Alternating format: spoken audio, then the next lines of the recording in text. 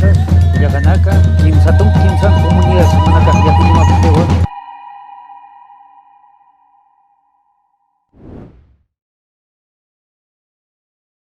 Muy buenas tardes, bienvenidas y bienvenidos a la última ponencia del 7º Festival de Arte Surandino Arica Barroca 2020, el primero que realizamos en modo virtual. Han sido 21 días ininterrumpidos de actividades para disfrutar desde casa y reflexionar sobre la identidad y diversidad del surandino. Arica Barroca nació inspirado en la dignidad ancestral de los templos barroco indígenas de las comunidades andinas y en la necesidad de conservarlos como tesoros de la humanidad. Comenzamos saludando a quienes hacen posible este encuentro: el Ministerio de las Culturas, las Artes y el Patrimonio y su programa Otras Instituciones Colaboradoras del Estado, a Fundación Gabriel y Mari Mustakis y a Fundación Altiplano. Les invitamos a sumarse a las campañas solidarias que Arica Barroca apoya desde su página en www.aricabarroca.cl/COVID-19. Damos inicio a un nuevo relato barroco, espacio en el que nos reuniremos con interesantes invitados e invitadas a conversar sobre arte, patrimonio y conservación. Les recordamos que mientras escuchamos la exposición, estará disponible la sección de preguntas y respuestas en la parte inferior de la pantalla para que dejen sus dudas y comentarios, los que serán leídos al final. Nuestra invitada de hoy es especialista en el teatro de la palabra y la dramaturgia de las mujeres, directora de la compañía La Calderona, profesora e investigadora teatral en la Escuela de Teatro de la Universidad Católica de Chile. Le damos la bienvenida a Relatos Barrocos a Macarena Baeza. ¿Cómo estás, Macarena? Hola, ¿cómo estás, Claudia? Muy bien, yo, muchas gracias. Muy bien, qué bueno, Macarena, tenerte junto a nosotros después de ese hermoso concierto que fue el día viernes, así que muy agradecidos de poder cerrar esta última jornada con tu ponencia. Vamos a continuación entonces a presentar Subvirtiendo las normas, la obsesión por el saber en Sor Juana Inés de la Cruz. La cámara es tuya. Muchas gracias. En primer lugar, quiero dar las gracias a Fundación Altiplano por la invitación a ser parte de este interesantísimo encuentro. Originalmente, esta presentación se pensó como una conferencia teatral.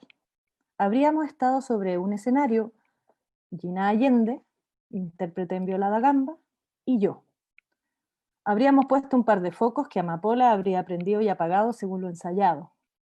Esto para crear una ambientación más adecuada al claroscuro propio de la época. Estaríamos probablemente muy vestidas para este evento. Por favor, usen su imaginación y piensen que todo esto está frente a sus ojos. Lamentablemente nada de eso pudo ser. Estamos en cuarentena en Santiago hace ya 4 semanas y en encierro voluntario desde mediados del mes de marzo.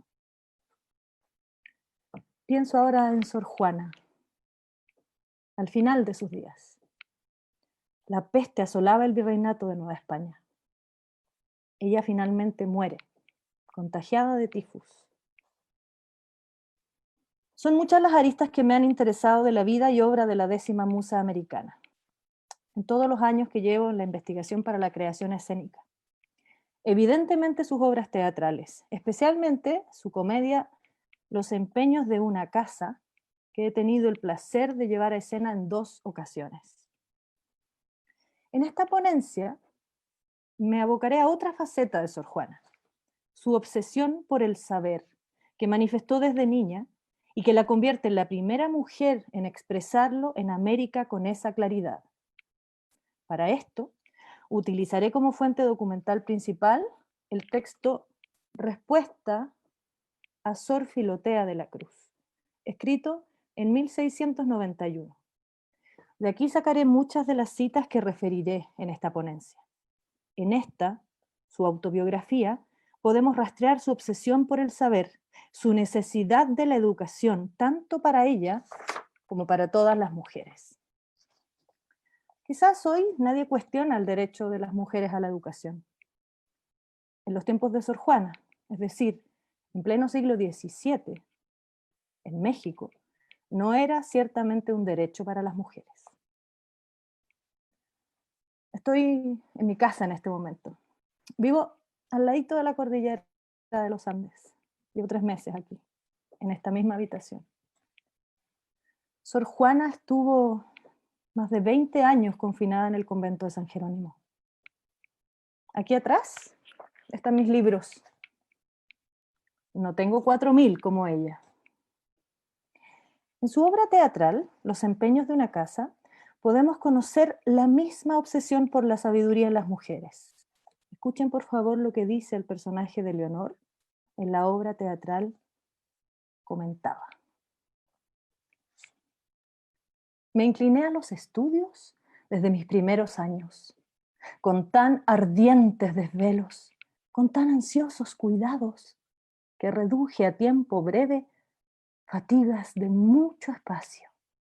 Conmuté el tiempo, industriosa, a lo intenso del trabajo, de modo que en breve tiempo era el admirable blanco de todas las atenciones, de tal modo que llegaron a venerar como infuso lo que fue adquirido lauro. Leonor, la protagonista de su comedia más conocida, es un alter ego de Sor Juana, pues se ha dedicado a los estudios desde niña. Y a partir de esa inclinación obtuvo gran fama, tanta que don Carlos de Olmedo, un joven y brillante forastero, se enamora de ella, de oídas. Sor Juana se hizo monja para poder ser libre. Así lo manifiesta en la respuesta. Que entró a ser religiosa porque tenía total negación al matrimonio y deseaba acceder al sosegado silencio de sus libros. Juana de Asbaje nació en 1648 o en 1651, en la alquería de Nepantla, cerca de Ciudad de México. Hija de Pedro de Azuaje y Vargas Machuca, oriundo de Vizcaya, y de Isabel Ramírez, quien era hija de españoles provenientes de Cádiz, pero americana de nacimiento. Su padre no la reconoció. Vivió sus primeros años con su madre y sus abuelos maternos, Pedro Ramírez y Beatriz Rendón, fundamentales en su vida. Ese deseo de saber se manifestó desde niña. Aprendió a leer a los 3 años con una amiga, esas mujeres que enseñaban a las niñas la lectoescritura. Fue prácticamente su única maestra.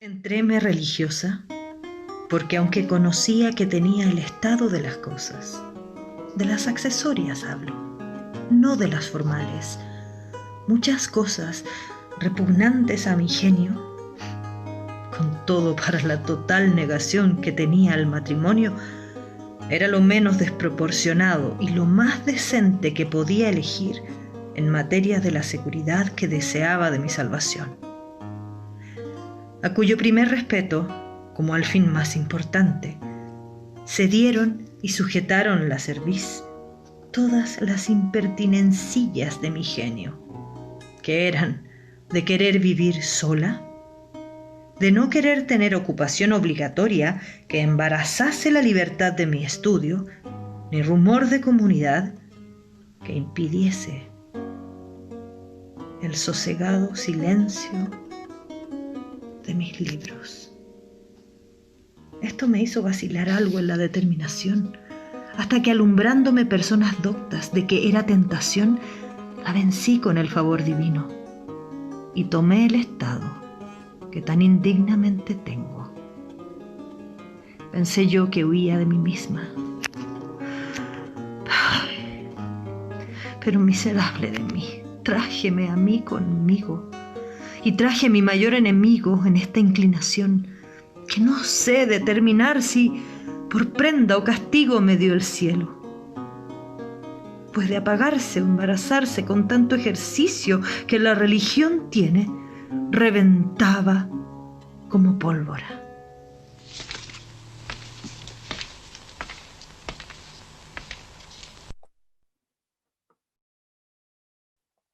El abuelo paterno tenía una pequeña biblioteca en la hacienda de Panoayán. Esta fue el mayor descubrimiento de su infancia. Y los libros de su abuelo, sus primeros amigos. A los 4 años ya los devoraba, como todo libro que llegara a sus manos. Sabemos que las mujeres en la colonia no podían acceder a cursar estudios formales. Algunas niñas de la alta sociedad novohispana obtenían algún tipo de instrucción, pero era muy restringida.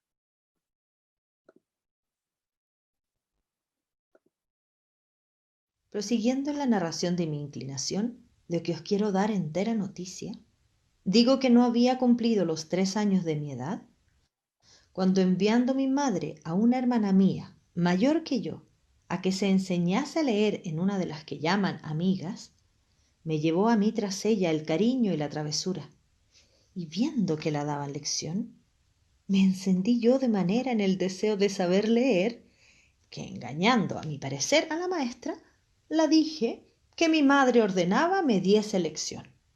Ella no lo creyó, porque no era creíble, pero por complacer al donaire me la dio. Proseguí yo en ir y ella prosiguió en enseñarme, ya no de burlas, porque la desengañó la experiencia. Y supe leer en tan breve tiempo que ya sabía cuando lo supo mi madre, a quien la maestra lo ocultó por darle el gusto por entero y recibir el galardón por junto. Y yo lo callé, creyendo que me azotarían por haberlo hecho sin orden. Aún vive la que me enseñó, Dios la guarde, y puede testificarlo. La educación para las mujeres en la colonia estuvo siempre delimitada por el poder patriarcal y misógino, que sostenía, por una parte, que las mujeres tenían menos potencialidades intelectuales y, por otra, que al ser naturalmente propensas al mal, su educación debía ayudar a mejorar a seres de tan poca altura moral. Señala Mabel Ríos. Los humanistas diferenciaban tajantemente la educación de los muchachos y de las muchachas, con el fin de inculcarle los verdaderos valores morales, de mantener sus proclividades naturales bajo control y acostumbrar a la joven a la circunspección y a la obediencia. Los humanistas aconsejaban restringir cada uno de los aspectos de su conducta. Muchos pensadores de la época sostenían que la mujer debía ser educada, pero no mucho. Ella solo debía ser un modelo de diligencia, deber, piedad, sumisión y dependencia de su esposo. En Nueva España, algunas niñas de clase alta eran recibidas en los conventos de monjas como educandas. Si bien los conventos estaban abocados a la vida contemplativa, la falta de otros espacios preparados para la educación femenina, como también la inexistencia de maestras y preceptoras, permitió que los claustros se abrieran para recibir estas alumnas. Josefina Muriel nos aclara: la educación de las niñas en los conventos de monjas se efectuó durante toda la época colonial, pese a que en diversas ocasiones los prelados trataron de evitarlo por los quebrantos a la clausura y relación con el siglo que esto ocasionaba, en detrimento de la austeridad monacal.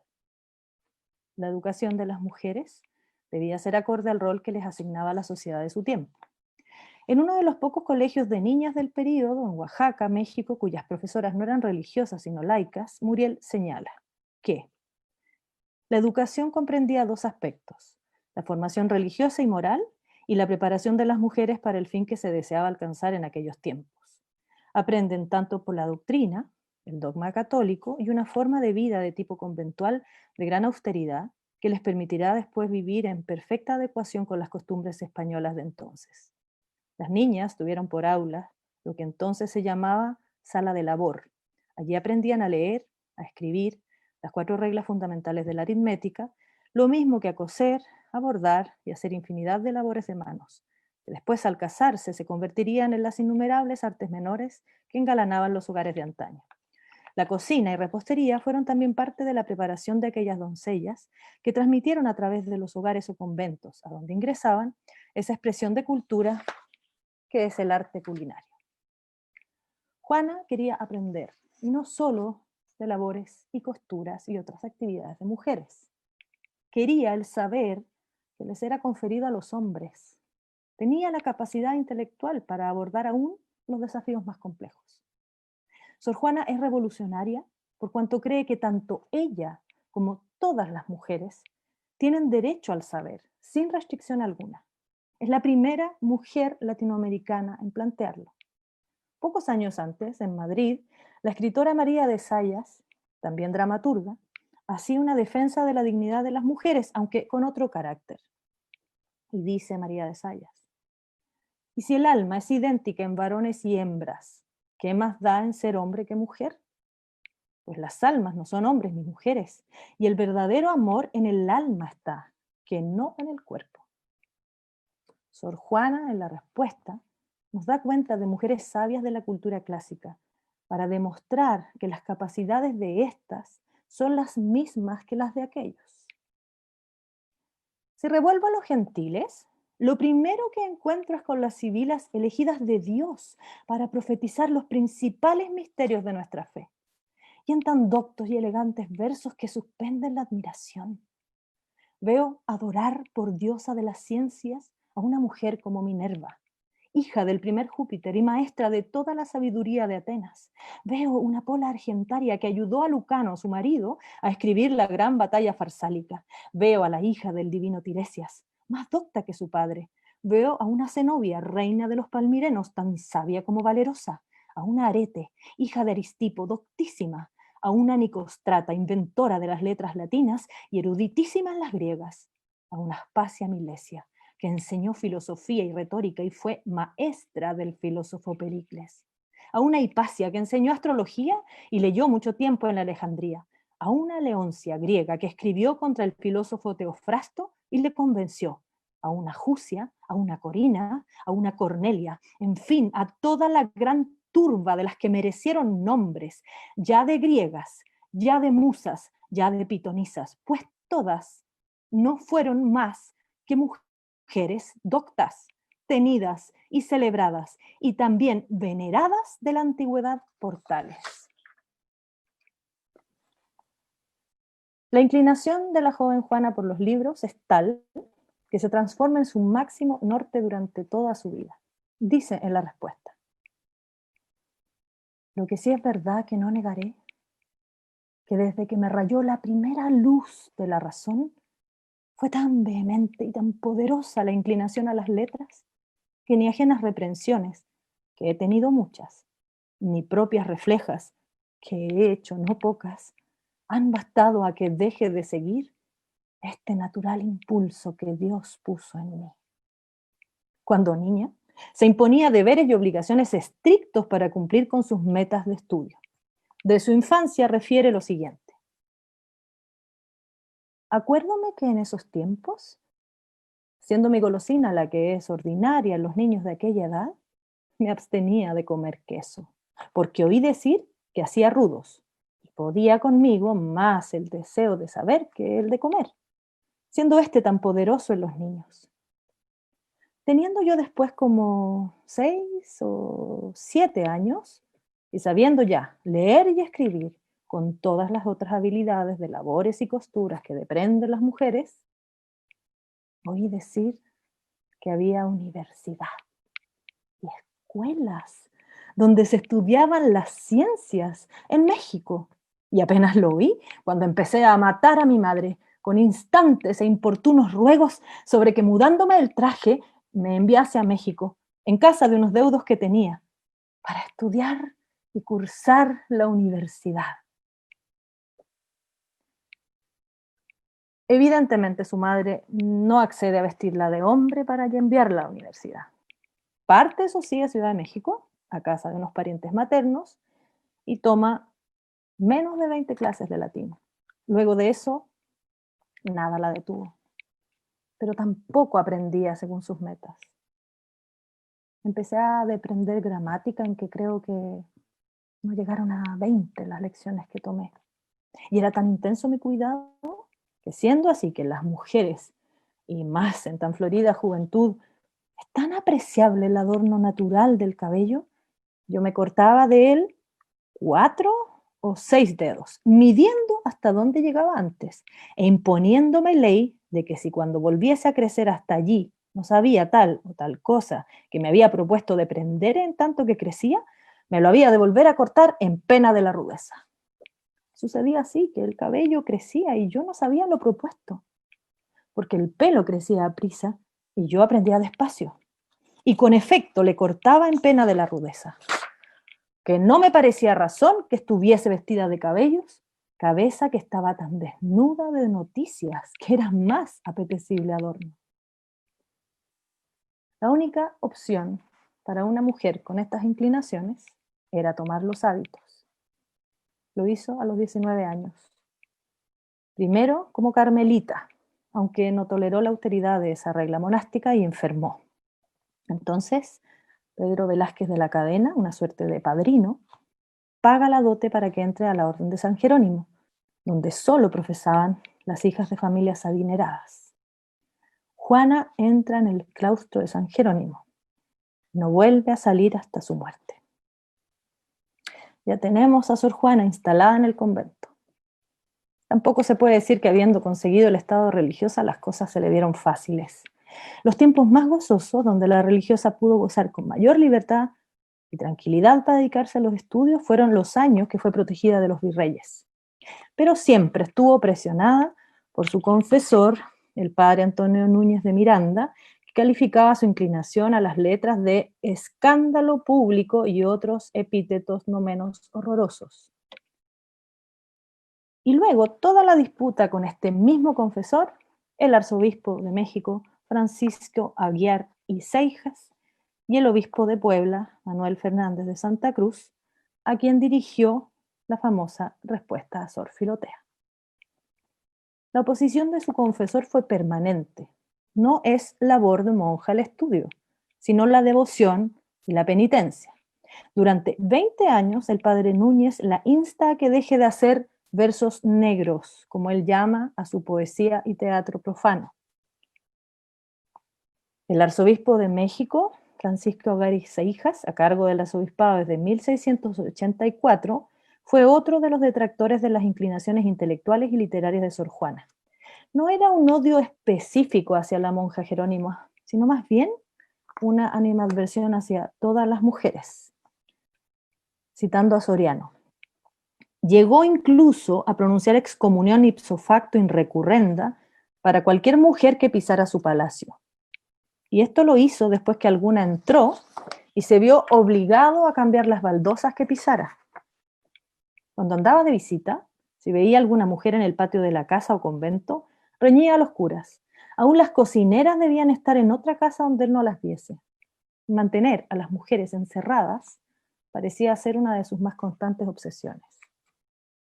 Los conventos eran el lugar por excelencia para mantener a las mujeres encerradas, como soñaba el misógino arzobispo. Pero siendo la mujer proclive al mal, aún las monjas debían estar sometidas y vigiladas. En la percepción de Aguiar y Seijas, los conventos novohispanos eran sitios donde la regla monástica se había relajado demasiado. Si bien otros investigadores señalan que sobre este personaje se ha creado más bien una leyenda, lo cierto es que Sor Juana fue vigilada y muchas veces privada del acceso a sus libros, incluso por las autoridades femeninas del convento, en acatamiento de las instrucciones de los prelados. Pero para Sor Juana no solo era posible aprender de los libros, sino de todo lo que nos rodea.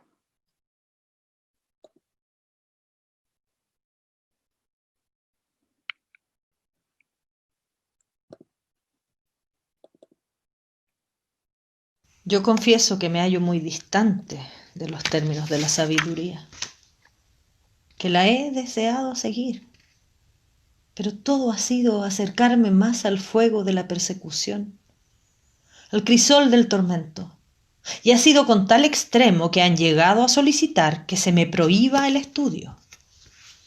Una vez lo consiguieron con una prelada muy santa y muy cándida, que creyó que el estudio era cosa de inquisición y me mandó que no estudiase.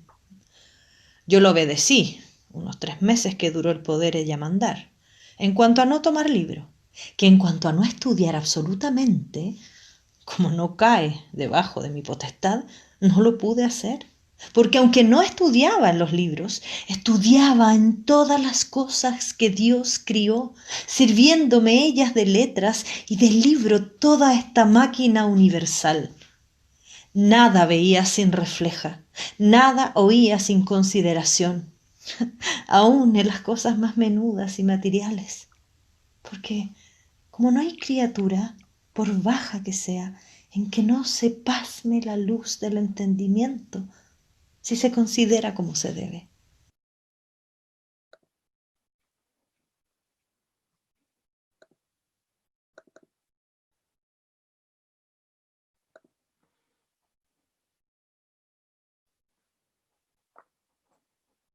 Sabiendo que bajo el velo de Sor Filotea se oculta el obispo Fernández de Santa Cruz, con su gran inteligencia le hace cómplice en los saberes de mujeres, como la cocina.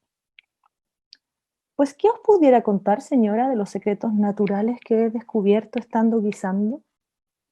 Veo que un huevo se une y fríe en la manteca o aceite, y por el contrario, se despedaza en el almíbar.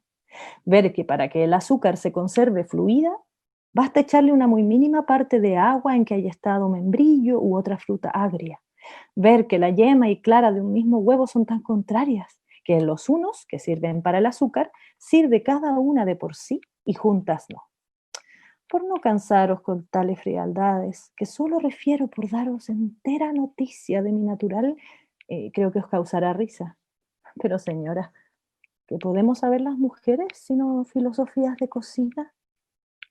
Bien, dijo Lupercio Leonardo, que bien se puede filosofar y aderezar la cena. Y yo suelo decir, viendo estas cosillas, si Aristóteles hubiera guisado, mucho más habría escrito.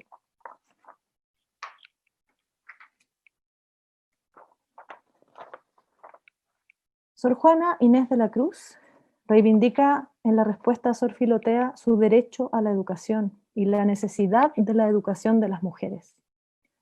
Durante su vida buscó incansablemente el conocimiento, subvirtiendo el mandato de género que impedía que las mujeres accedieran a saberes que eran privativos de los hombres. Este afán no estuvo exento de críticas e intentos por apartarla de él.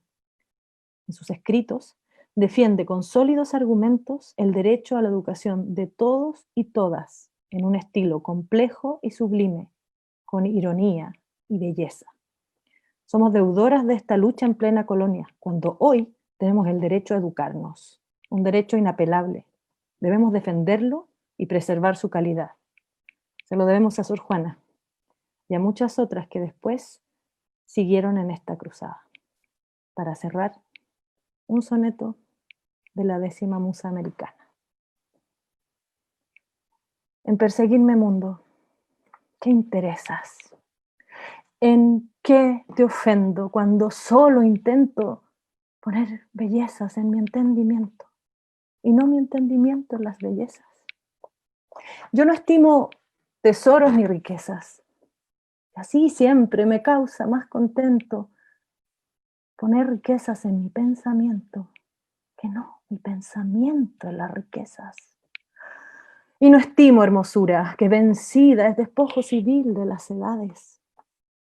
Mi riqueza me agrada fementida, teniendo por mejor en mis verdades consumir vanidades de la vida que consumir la vida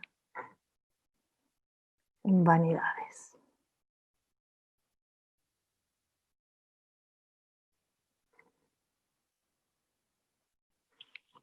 Muchas gracias. Bravo, gracias a ti, Macarena, gracias por esta hermosa ponencia, mini obra, increíble. Los bravos van hasta en el chat del Zoom, increíble. La gente aplaude ahí desde la palabra.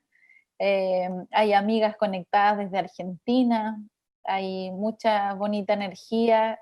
Agradecerte muchísimo por esta inspiración, la verdad, en estos momentos también para todas las mujeres. Así que vamos a pasar a las preguntas que se fueron generando en el chat y también en el Facebook Live. Vamos con nuestra amiga de producción, Loni Vargas. ¿Cómo estás, Loni? Hola Claudia, hola Macarena, una muy interesante y muy actual charla, a pesar de los siglos transcurridos. Hoy con algunas preguntas. Dice, ¿hay algún registro de cómo tomaba la familia esta obsesión por el estudio? Me pone ahí obsesión entre comillas. Lo poco que se sabe tiene que ver con la madre y el abuelo materno. La madre no lo entendió mucho, pero nunca lo frenó. De hecho, cuando ella le miente a esta amiga y le dice, mi madre ordena que usted me dé lección igual que mi hermana, y tenía 3 años, finalmente Juana se sale con la suya, aprende a leer y escribir, y cuando la madre lo sabe, ya es tarde, ya sabe leer y escribir. Y el abuelo materno le facilitó toda su biblioteca, y ella pasaba mucho tiempo con ese abuelo.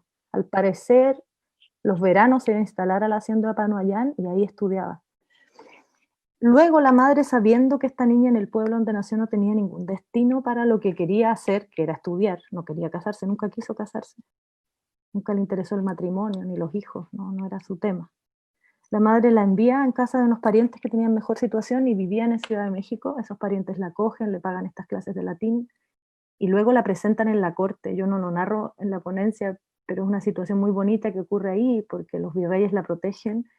Y era tan extraña esta niña de 16 años, tan sabia, que hacen un examen y todos los sabios de la universidad le preguntan cosas y ella sale airosa de todas las preguntas, incluso de teología, ¿no?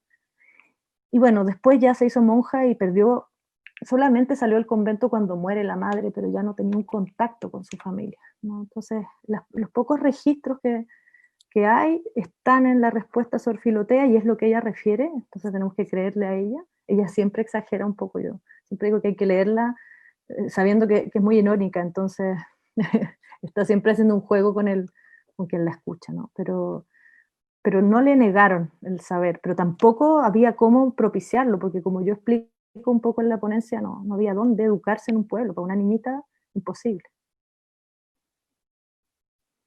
Muy bien. Preguntan, ¿opinas si se restringe el conocimiento a las mujeres por otros medios a día de hoy, ya sea determinando que hay sectores del conocimiento más vinculados a los hombres que para nosotras? No, yo creo que no. Yo creo que no hay materia del conocimiento donde no podamos entrar las mujeres. Y eso está súper probado en la cantidad de mujeres sabias que hay en la ciencia, en la literatura. Y Sor Juana, esa era la discusión que tenía. O sea, no solamente tenemos derecho a saber leer y escribir, tenemos derecho a filosofar, por lo tanto, a acceder a los conocimientos de todas las áreas de la ciencia y de las humanidades. Yo creo que no, yo creo que todo el saber no tiene género. La capacidad intelectual de una persona no depende de su género, ¿no? Entonces, durante mucho tiempo se pensó que sí, pero porque de alguna forma entregarle poder, el poder que es el saber, a seres como las mujeres, o como los indígenas, o como los afrodescendientes, era entregarles como el bastón de mando, ¿no? Entonces, hay que ver muy bien a quién se educa, porque la educación es poder, el saber es poder. Entonces es una cuestión política, no de capacidades intelectuales. Muy bien, la siguiente pregunta. ¿Podríamos pensar que la religiosidad fue solo un vehículo para alcanzar el conocimiento o fue algo más profundo? La religiosidad en Sor Juana, me imagino. Ella, bueno, todas las personas de la época eran creyentes, ¿no? Hay que partir de esa base. Pero ella no entró al convento porque quisiera ser monja. Ella lo dice, era lo menos desproporcionado y lo más decente. O sea, lo menos desproporcionado y lo más decente era ser religiosa. Si Sor Juana hubiese vivido en nuestros tiempos, no habría sido monja, habría sido académica universitaria, habría sido estudiosa, habría sido sabia, habría sido laica y habría podido vivir su lesbianismo libremente, no como lo tuvo que vivir a escondidas, ¿no?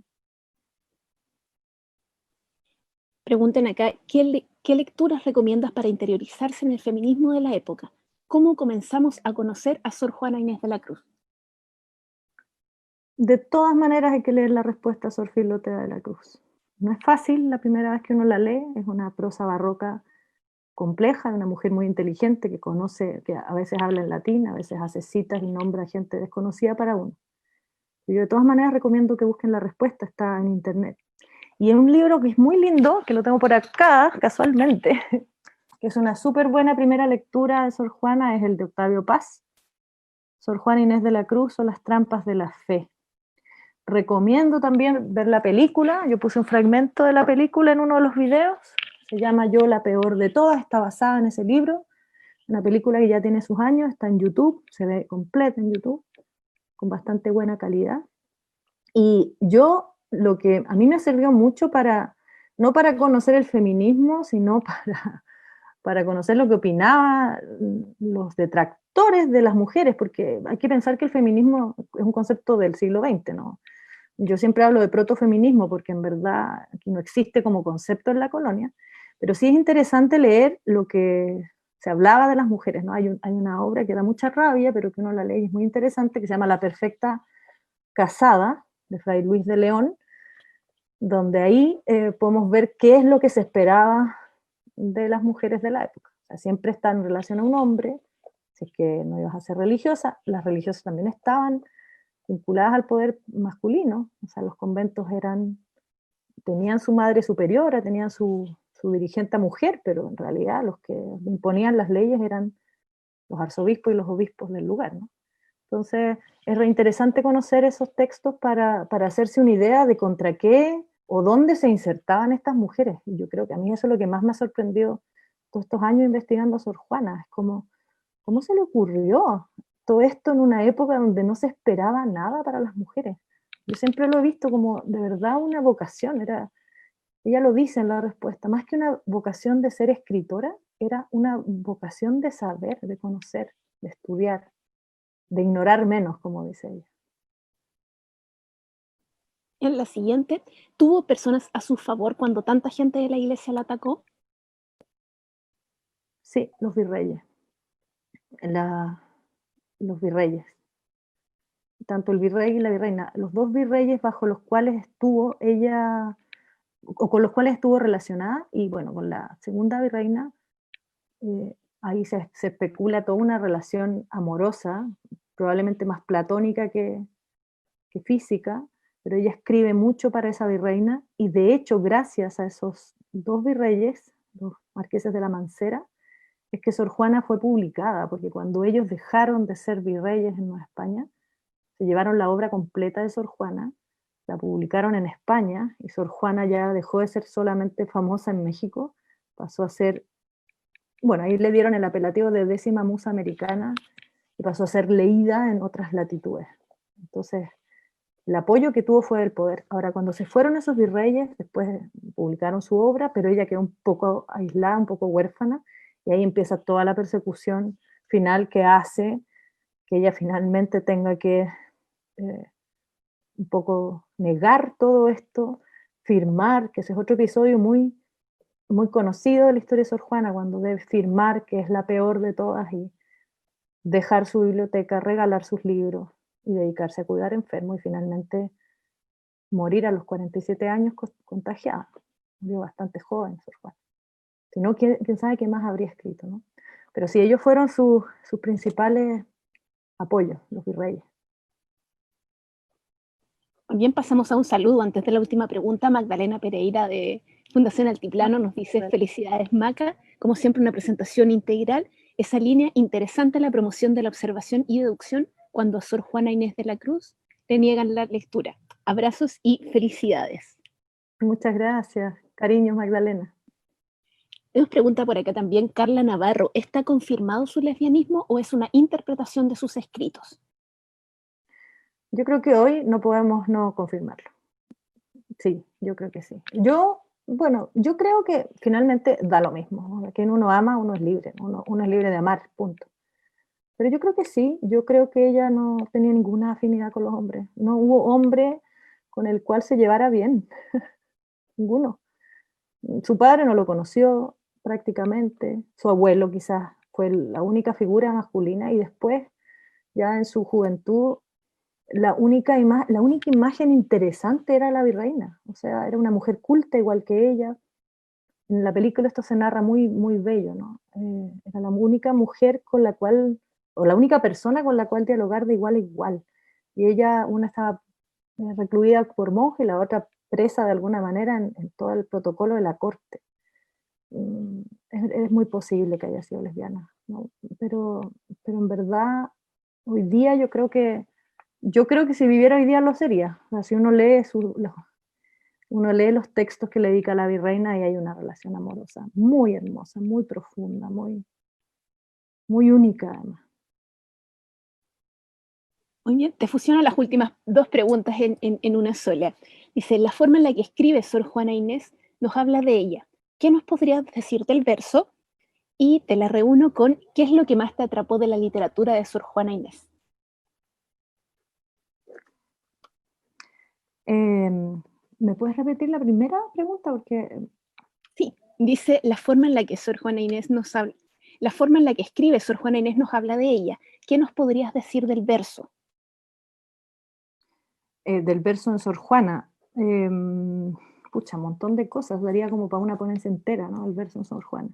El verso en Sor Juana tiene toda la herencia de Góngora, por lo tanto es un verso bien complejo y con metáfora contra metáfora y sobre metáfora, y con mucha alusión culterana. Pero a mí lo que más me atrapó, siempre cuento esta anécdota cuando hago clases, pero es que es la anécdota que me permite dar a entender esta obsesión que tengo yo, así como ella tenía una obsesión por el saber, yo tengo una obsesión en Sor Juana, y llevo 17 años investigando Sor Juana, o más, creo que llevo 20. Yo una vez, mi mamá era profesora de un colegio en Santiago Centro, de un liceo, Confederación Suiza, y me invitó para un día del libro a ir a leer poesía. Entonces, como yo andaba ya leyendo a Sor Juana, llevé un soneto que es muy entretenido porque habla de una mujer, una persona en realidad, que no sabe si amar o dejar, porque, o sea, si ama, en realidad odia y lleno de contradicciones. Entonces yo se lo leía a un público de chiquillas y chiquillos de segundo medio, de 15 años, y terminé de leerlo y se me acerca una niñita y me dice, profesora, me dice, por favor, díctemelo, porque lo quiero copiar, ¿no? Quiero mandárselo a mi pololo. Entonces me pareció muy genial que 300 y tantos años después, un soneto escrito por una monja de claustro mexicana le hiciera sentido a un adolescente. Y yo dije, bueno, esto es completamente contemporáneo, porque la emoción que ella logra plasmar en sus versos no pasa de moda. Es una emoción de mujeres que entienden muy bien la mentalidad, la sensibilidad de las mujeres. Muy bien, Macarena, muchas gracias, lo dejamos hasta acá. Hay bastantes saludos y nos saluda acá Aidín Fernández, dice que encontró el posteo y que lo encuentra excelente. Profesora de literatura y Sor Juana Inés siempre me ha cautivado. Te mandan saludos desde Argentina, desde Chile, así que muchas gracias. Qué bonito, muchas gracias a ustedes, muy contenta de haber participado en esta versión tan diferente de Arica Barroca, obviamente echando de menos estar ahí en Arica, cerca del mar, yendo a Pachama. Esperamos que pronto lo podamos volver a hacer, pero encantadísima, siempre feliz de participar con ustedes y nos veremos en la próxima. Muchas gracias, Loni, por interpretar ahí los saludos y las preguntas, y a ti, Macarena, por este tiempo, ¿no? Y también esperamos, como bien tú dices, encontrarnos aquí en nuestra tierra en una próxima versión. Esta fue una oportunidad también de salir a otras latitudes. Mira, hay amigas de Argentina escuchando esta ponencia, es maravilloso. Así que agradecerte muchísimo. Yo creo que vamos a seguir varias férreas militantes de Sor Juana para el futuro. Además, porque va a quedar esta ponencia guardada en videoteca en nuestra página www.aricabarroca.cl/videoteca. Se va a poder buscar directamente tu trabajo, así que va a quedar perpetuado por lo menos por harto tiempo ahí en internet para que muchas personas tengan acceso a esta gran ponencia. Un abrazo, que estés muy bien. Con esto terminamos la última ponencia de Arica Barroca 2020, estos 21 días maratónicos de este gran festival de arte barroco. Vamos a invitar a quienes están con nosotros ahora a que nos acompañen a las 20 horas en la proyección Y arrojaremos el mar detrás de ti, en alianza con Arica Nativa y Cine Migrante, Luego a las 21:15 horas el encuentro Cine Migrante con Florencia Masadi, directora del Festival Internacional. No olviden visitar aricabarroca.cl, donde además de las charlas y ponencias del festival encontrarán la Galería Barroca, que este año trae 10 exposiciones de artes visuales y fotografía. También van a poder visitar virtualmente los templos andinos y podrán recorrer la ruta de las misiones Saraña. Conoce a los mejores productos de arte y diseño también en nuestra feria Neobarroca. Hoy agradecemos a Voces Diseño por el vestuario que utilizo y que he utilizado durante todo este festival. Les recomendamos hoy a la tienda Luz Bella. Y no olvidar entrar también a aricabarroca.cl/COVID-19 para ayudar a las personas más afectadas por la pandemia y conocer el trabajo solidario que está realizando Cáritas Chile y la Fundación Recrea. Síganos en nuestras redes, nos vemos entonces a las 20 horas con el cine documental Sayaricuna, nos levantaremos, sin duda. Un abrazo.